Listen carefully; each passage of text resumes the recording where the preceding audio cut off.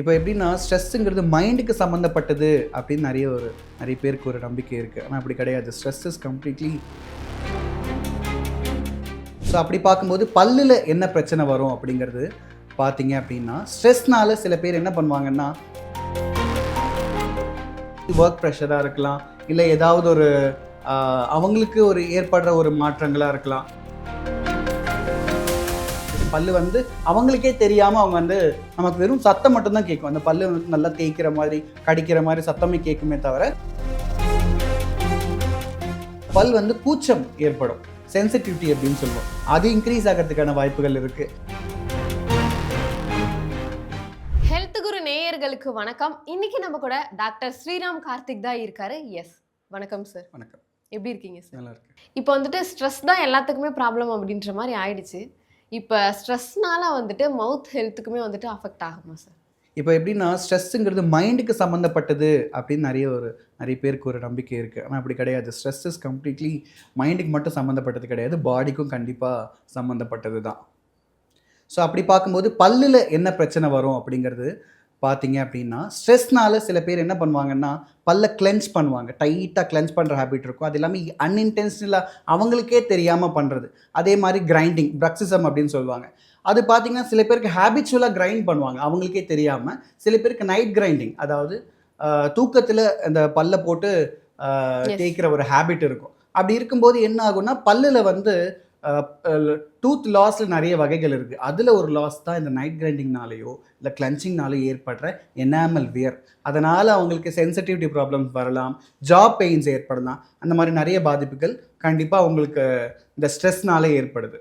இது தூக்கத்தில் வரக்கூடிய பிரச்சனையா சார்? ஏன்னா நிறைய பேர் வந்துட்டு என்னன்னா தூங்கும் போது அந்த நகத்தை கடிக்கிறது, இல்லைன்னா வந்துட்டு அந்த பல்ல போட்டு ஒரு மாதிரி இது பண்ணுறது, இந்த மாதிரியான விஷயங்கள்லாம் பண்ணுறாங்க.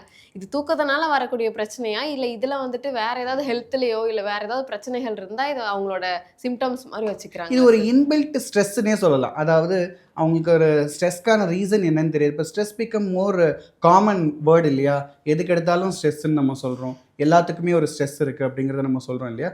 அப்படி இருக்கும்போது இன்பில்ட் ஸ்ட்ரெஸ் அவங்களுக்கு என்னன்னு தெரியாது. மேபி ஒர்க் ப்ரெஷராக இருக்கலாம், இல்லை ஏதாவது ஒரு அவங்களுக்கு ஒரு ஏற்படுற ஒரு மாற்றங்களாக இருக்கலாம், மனதளவில் ஏற்படுற மாற்றங்களாக இருக்கலாம். அதனால கூட ஸ்ட்ரெஸ் இன்க்ரீஸ் ஆகும். அவங்களுக்கே தெரியாமல் பண்ணுறது தான் இந்த கிரைண்டிங் ஹேபிட்டாக இருக்கட்டும், இல்லை கிளென்ச்சிங் ஹேபிட்டாக. இன்டென்ஷனலாக யாரும் நம்மளோட பல்ல போட்டு கடிக்க போகிறதில்ல. அவங்களுக்கே தெரியாமல் அது அன்இன்டென்ஷனலாக நடக்கிற ஒரு இது. அதனால் ஏற்படுற வியர்னால உங்களுக்கு வந்து மோஸ்ட் காமன்லி ஜா பெயின்ஸ் வந்து ரொம்ப காமன். எதனால் அப்படின்னு பார்த்தீங்கன்னா இந்த ஹேபிட் இருக்கும். ஸோ இதை நம்ம ட்ரீட் பண்ணும்போது நம்ம என்ன பண்ணுவோம்னா, அண்டர்லைங் காஸ் என்னங்கிறத கண்டுபிடிப்போம். அவங்ககிட்டே கேட்போம், உங்களுக்கு எதனால், உங்களுக்கு என்ன காஸ் இருக்குது, என்ன ஸ்ட்ரெஸ் இருக்குது, உங்களுக்கு ஸ்ட்ரெஸ்ஸை ரெடியூஸ் பண்ணுங்கள் அப்படிங்கிற ஒரு அட்வைஸ் கொடுப்போம். அண்ட் மோர் ஓவர், இப்போ ஒரு ப்ராப்ளம் நம்ம ட்ரீட் பண்ணுறோன்னா அதோட சிம்டம்ஸ் தான். அதாவது இப்போ நம்ம பல்லு தேயுது இல்லையா, அதை மட்டும் ப்ரிவென்ட் பண்ணுறதுல எந்த பிரயோஜனமும் இல்லை. அது எதனால் வந்தது, அந்த ப்ராப்ளத்தோட காஸ் என்ன அப்படிங்கிறத நம்ம கண்டுபிடிக்காமல் வெறும் சிம்டமை மட்டும் நம்ம அந்த பல்ல கடிக்காமல் இருக்க நம்ம நைட் கார்டு அப்படின்னு சொல்லிட்டு ஒரு அப்ளையன்ஸ் கொடுப்போம். அதனால் அவங்க வந்து என்ன பண்ணுவாங்கன்னா, அவங்களுக்கு அந்த பல் உரையாது நைட்டில். அப்படி இருக்கும்போது அதை மட்டும் கொடுத்து எந்த ஒரு யூஸ்மே இல்லை. அதோட அண்டர்லைன் காஸ் என்ன, அவங்க எதனால் அப்படி பண்ணுறாங்கிறத நம்ம ஐடென்டிஃபை பண்ணிவிட்டு அதையுமே நம்ம கண்ட்ரோல் பண்ணால் தான் கம்ப்ளீட்டாக அவங்களோட இந்த ஹேபிட்லேருந்து நம்ம வெளியில் கொண்டு வர முடியும். Okay sir. நிறைய குழந்தைகள் வந்துட்டு இந்த வீடியோ கேம்ஸ்லாம் விளையாடுறாங்க. அது வந்துட்டு ஒரு ஹேபிட்டாகவே மாற்றிட்டாங்க. இப்போ என்னென்னா, நைட்டு தூங்குறதுக்கு முன்னாடியுமே வந்துட்டு ஃபுல்லாக மொபைல் தான் வச்சுருக்காங்க. அந்த வீடியோ கேம்ஸ்லாம் விளாண்டுட்டு இருக்காங்க. அது விளாண்டு முடிச்சுட்டு அப்படியே வந்துட்டு தூங்கிடுறாங்க. அதாவது இப்போ நிறைய குழந்தைங்களை பொறுத்த வரைக்கும் என்ன பண்ணுறாங்க, அவங்களுக்கு இந்த நைட் கிரைண்டிங் ஹேபிட் கண்டிப்பாக ப்ரிடாமினண்ட்டாக இருக்குது. அதில் ஒரு ரீசன் பார்த்தீங்கன்னா இந்த மொபைல் கேம்ஸ் தான்.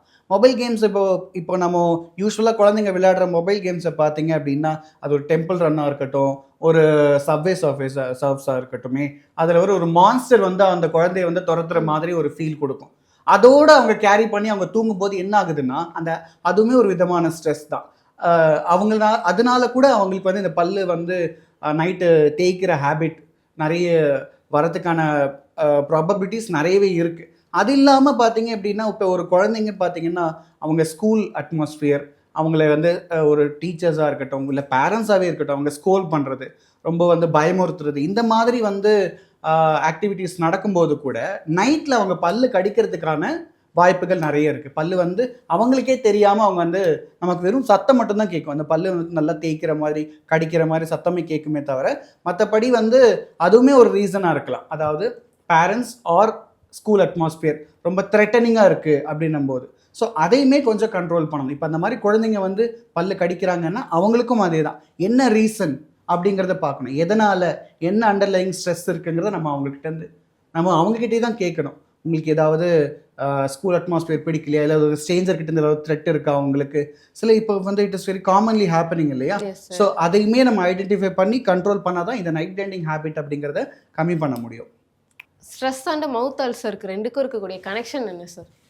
ஸ்ட்ரெஸ் அப்படிங்கிறதுனால மவுத் அல்சர்ஸ்ங்கிறது அதுக்கு ஒரு பேர் இருக்குது, ஆப்தஸ் அல்சர் அப்படின்னு சொல்லுவாங்க.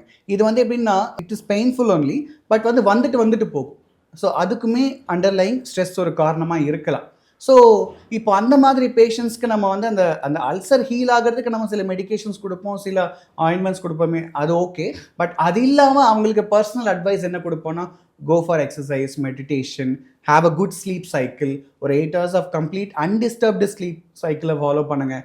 அந்த மாதிரியான லைஃப் ஸ்டைல் மாடிஃபிகேஷன்ஸும் சொல்லுவோம்.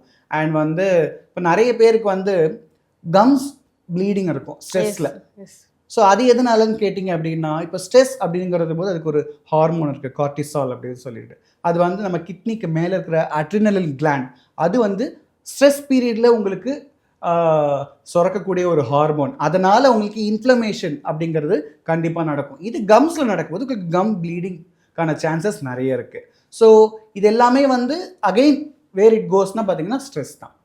ஸோ ஸ்ட்ரெஸ்ஸை நம்ம கண்டிப்பாக ரெடியூஸ் பண்ணணும். அதுக்கான நம்ம ஒரு லைஃப் ஸ்டைல் மாடிஃபிகேஷன்ஸ் நம்ம பண்ணணும்.